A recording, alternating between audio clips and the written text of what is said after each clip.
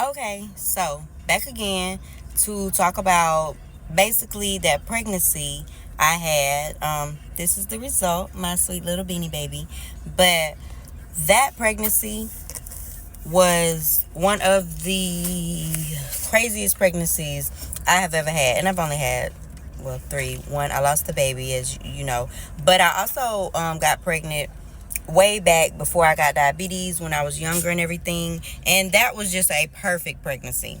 No drama. I think I got sick one time in the beginning to let me know I was pregnant. And then one time in the end to let me know I was in labor. That was it. That was the most. And then labor was like that for me. Very easy pregnancy.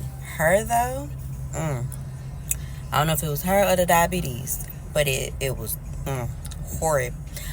So when I found out I was pregnant with her, every day for the first 4 months, I was sick. Every day. Every day. It was just, I was praying, like, when is the sickness gonna stop? When am I gonna feel normal again? When is this gonna ease up a little bit? And so, went through that. Of course, after them first 4 months, I'm like, what? The first day, I'm like, I'm not sick. This is amazing. I think we're through that. We're through other stuff. Other stuff. So, huh?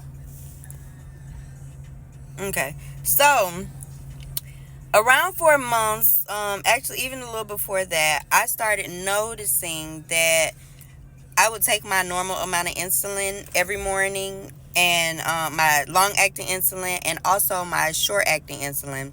And I was like high, high, high in sugars every time I ate. And what I eventually learned in talking to my doctors was that I was becoming more and more insulin resistant as the pregnancy moved on. And what that means is that no matter, like, I would, if I took 5 units of insulin to eat a cheeseburger and fries, now it's taking me about 17 units of fast acting insulin to eat my cheeseburger and fries. And that is how my pregnancy started to go. So I now had to learn how to remanage my diabetes and learn how to deal with being insulin resistant. And I mean, you talk about, I already said, counting carbs and doing the insulin was already not my specialty, still is not my specialty. So it was very difficult during that pregnancy, for sure.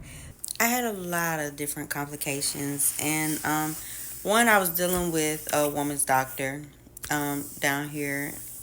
I won't go into all of that, but they basically treated me like I was a problem just because I was a high risk pregnancy, and it just seemed like the doctors didn't want to have to deal with that, with the issue.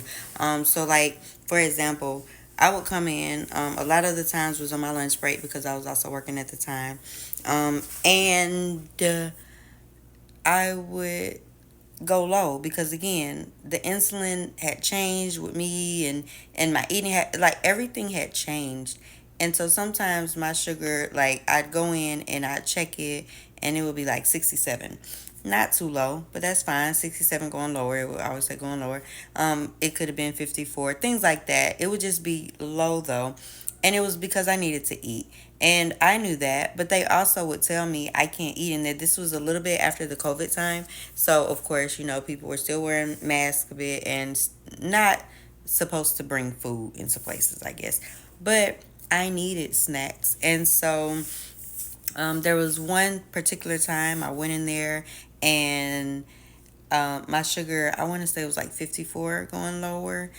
And so they're like, you need to eat. So, one thing about me, I hate peanut butter. I hate peanuts, pecans, pistachios, anything in that family. I'm not a fan. Don't like it. I won't eat it. I don't know. I guess even on my dying day, I'm not doing it. So, they bought me peanut butter crackers. And I was just like, apple juice, anything but peanut butter crackers. And I even took a bite because I'm like, my sugar is going low. I gotta figure it out. I don't want to die today.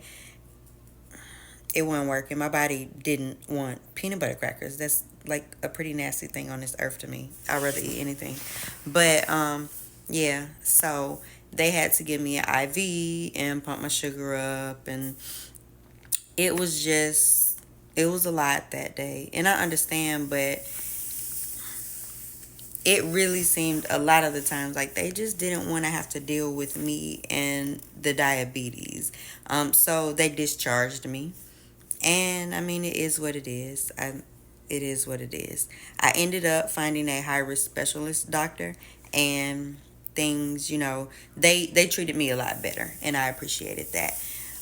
I still had bumps along the road. There was one night where it was like, ooh, 2 in the morning. But for some reason, I thought it was 5. I got up to get a drink, and I was like, oh, it's 5 a.m. And usually I would take my morning insulin because I had to take my daughter to school.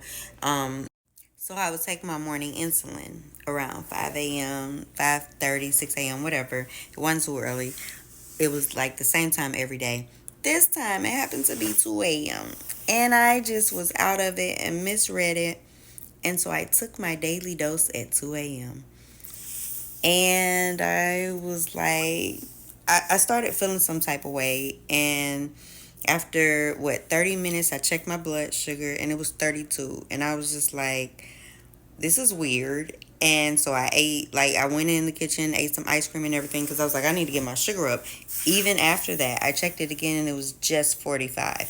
And so I was just like, this is really weird. Anyways, I called the emergency people for the nursing, after hours nursing, whatever.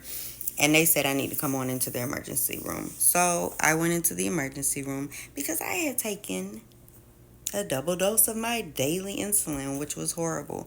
And so that day I think I was in the emergency room until about 4 p.m. I had to call off work and everything, but 4 p.m. the next day. And of course, that whole day in the emergency room, they pretty much had me on an IV and was pumping this big syringe full of, I guess, sugar water or whatever every time they came and checked, and we would check it, and I mean, it wasn't going up because obviously I took way too much insulin. And so that was very scary for me. That was a very scary experience for me, but that was when I was maybe 5 or 6 months pregnant.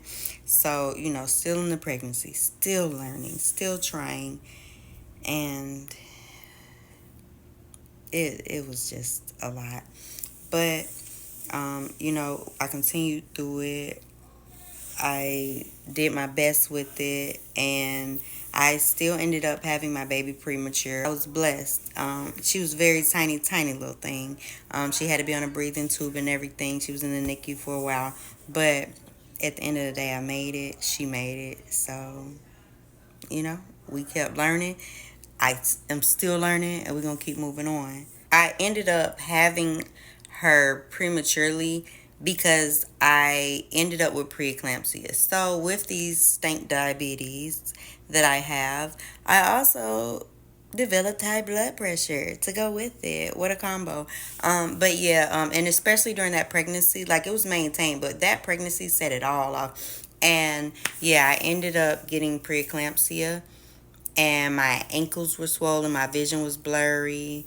It was just, that's why I ended up having to go into the hospital. And then when I got in the hospital, they tried to induce me into labor.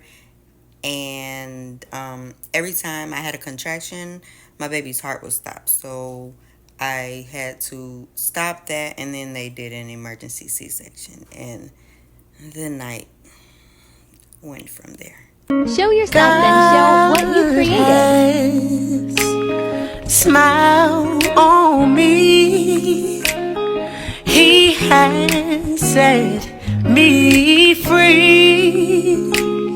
Oh, God has smiled on me. He's been good to me.